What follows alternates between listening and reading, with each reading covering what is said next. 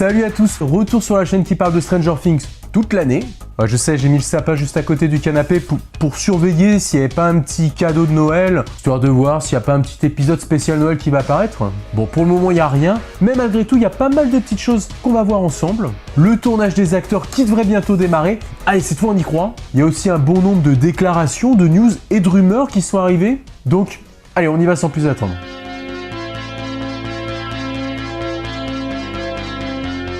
Avant d'aller plus loin déjà, on commence par les cérémonies de récompense du moment. Première nouvelle, un petit coup dur, puisque Stranger Things n'a été nominé dans aucune catégorie pour les Golden Globes. Nada, rien du tout, que dalle. Bon alors oui, je sais, c'est pas cool, on a presque un sentiment d'injustice. Mais après, faut dire que je suis peut-être pas le plus objectif. En tout cas, dommage qu'il n'ait pas été représenté sur cet événement, au moins pour quelques nominations, vu que comme vous, j'adore la série, et elle a pourtant clairement d'énormes qualités. Mais bon voilà, ok, fair play, ça arrive des fois. Bon alors après, c'est vrai que la concurrence est rude dans ce domaine. Du coup, je vais quand même pas aller jusqu'à rentrer dans les travers de certains médias, prétendant que la prestigieuse cérémonie a tout bonnement snobé la série populaire. Je n'y rentrerai pas. À côté de ça, encore heureux, les Screen Actors Guild Awards, pour leur part, ont nominé la série dans plusieurs catégories. Moi, c'est rassurant de se dire qu'il y en a qui voient les qualités quand même. Et chose intéressante, du côté des acteurs, c'est David Harbour qui a été nominé pour la place du meilleur acteur dans une série dramatique. Voilà, après, il n'y a que lui, pas de Millie Bobby Brown, personne d'autre. Mais bon, même s'il ne gagne pas le prix, je suis quand même content qu'on le retrouve ici, c'est mérité et puis c'est gratifiant. Alors, est-ce que ce serait en hommage pour saluer son rôle dans la série ? Ce rôle qui est maintenant terminé parce qu'il est mort ? Et d'ailleurs, on en est où avec toute cette histoire de Hopper ? En effet, l'acteur qui murmurait à l'oreille des médias s'est à nouveau exprimé au sujet du sinistre destin de Hopper dans la série, lors du Comic-Con de Dortmund, auquel il est venu se greffer un peu à la dernière minute. Événement au cours duquel étaient déjà programmés les acteurs Jack Busey et Priya Ferguson. On les voit d'ailleurs à l'image. Et comme à son habitude, David Harbour a pas mal parlé, mais il est resté très prudent dans ses propos. Il a d'abord évoqué le parcours de son personnage, et le fait que d'une certaine façon il devait mourir comme ça héroïquement. Depuis le tout début, Hopper est très aimable d'une certaine manière, mais il est aussi un peu dur. Au début de la saison 1, il est même un peu sombre, il boit, il se déteste pour ce qui est arrivé à sa fille. J'ai l'impression que, dans un sens, ce personnage devait mourir. Il avait besoin de faire des sacrifices pour compenser la façon dont il vivait depuis 10 ans, les ressentiments qu'il avait. Voilà donc des propos pour une fois assez fatalistes. Et lorsqu'on continue de l'interroger sur une éventuelle sortie de secours pour Jim dans cette saison 3, au moment de l'explosion, il reste tout aussi vague et sarcastique, taquinant les fans. Oh mon Dieu, je ne sais pas. Il faut appeler les frères de Fer ? Nous ne savons pas encore, nous ne savons rien, et ils ne nous diront rien. Je pense que vous le découvrirez à un moment donné. Nous le saurons à un moment donné. Espérons qu'il soit vivant. Voilà, après vous savez ce que j'en pense. Ça étonnerait que l'acteur soit autant dans l'ignorance que ce qu'il prétend. Mais bon, tout est possible. En tout cas, on peut le constater à force d'intervention depuis la fin de la saison. L'acteur est de plus en plus sur la réserve et semble s'être assagi en matière de spoiler. Dommage. Mais bon, sûrement parce que là on est quand même sur une interrogation sur un point crucial qui pourrait changer le déroulement de la saison 4. D'ailleurs, en parallèle à tout ça, les scénaristes de la série, qui aiment bien tweeter en ce moment, ont lancé comme ça des petites choses pas très rassurantes. Concernant Hopper, ils nous glissent qu'il est parti. Alors après, bien sûr, oui, ça peut être sujet à interprétation. Est-ce qu'il est parti d'Hawkins ? Est-ce qu'il est parti de l'Indiana ? Est-ce qu'il est parti des États-Unis ? Est-ce qu'il est parti de la série ? Faut avouer que c'est pas vraiment sécurisant. On a aussi eu de leur part le droit à une énigme sur cette saison 4, en répondant à quelqu'un qui leur disait d'évoquer cette prochaine saison avec des emojis. Voici leur réponse. On n'est pas plus avancé en effet, même si certains voient malgré tout par ce cow-boy là avec son chapeau, peut-être un retour providentiel du chef de la police Dawkins, et ok, j'en fais partie. D'autres y voient juste les investigations à venir, peut-être que c'est eux qui ont raison. Par contre, on notera tous aussi la tête de mort qui n'annonce jamais rien de bon. Mais voilà, après tout, comme à chaque saison il y a des morts, faudra forcément s'y attendre pour la prochaine. Bon après, vu qu'il y a un emoji en colère à côté, peut-être qu'on pourrait dire que c'est une mort qui va nous faire rager, une mort qui va nous agacer. Parce que ce serait à propos d'un personnage populaire.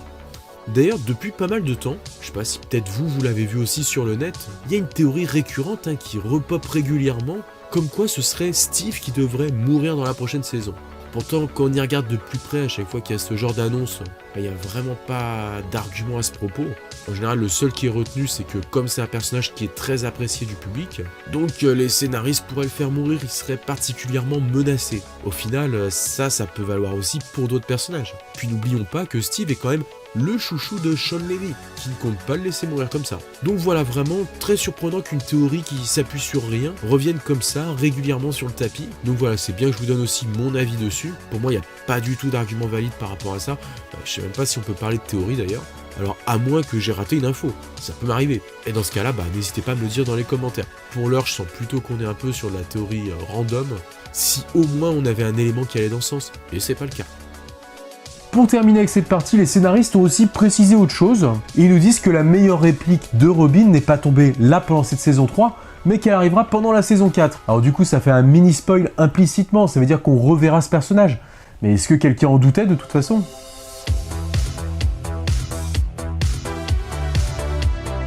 Bon, normalement cette fois c'est la bonne. Début janvier commencera le tournage de la saison 4 de Stranger Things avec les acteurs. Il y a la rumeur qui circulait déjà depuis quelques mois, comme quoi ce serait octobre. Moi-même je l'ai véhiculé, alors que finalement non. Bon après cette rumeur était peut-être vraie en considérant le travail en amont, la préparation du terrain avant l'arrivée des acteurs. En tout cas, quoi qu'il en soit maintenant, à partir du mois prochain, on devrait vraiment entrer dans cette nouvelle étape qui nous rapprochera un peu plus de la saison 4.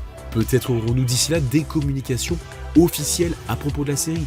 Toujours est-il qu'on pourra avoir des idées un peu plus finies à propos des lieux. On pensait, en plus des studios et des alentours d'Atlanta, peut-être à des scènes tournées dans le Nouveau-Mexique, avec les nouveaux studios Netflix, peut-être même en Angleterre. Voilà, ici avec les photos souvent volées sur le tournage, on aura peut-être un peu plus de réponses à ce sujet.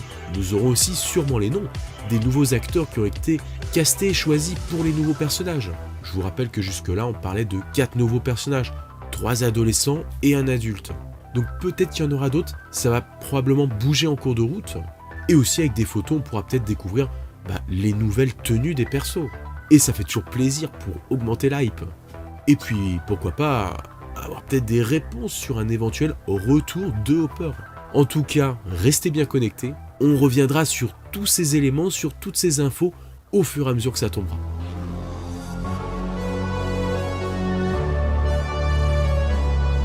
Dans le vrac aujourd'hui, on retrouve un comics. En effet, comme la dernière fois, Mana Books avait sorti une version traduite qui regroupait les 4 épisodes papier du comic US de Dark Horse à propos de Will. Et bien cette fois, ils poursuivent avec les aventures de Six, qu'on avait eu donc de façon épisodique chez Dark Horse, et à nouveau réunis dans un ouvrage, le tout traduit en français. Voilà, donc ça arrive le 2 janvier. Côté ciné, est-ce que vous avez réussi à échapper à ce trailer ? Ah, ça m'étonne. Le nouveau Ghostbusters, celui avec Finn Wolfhard.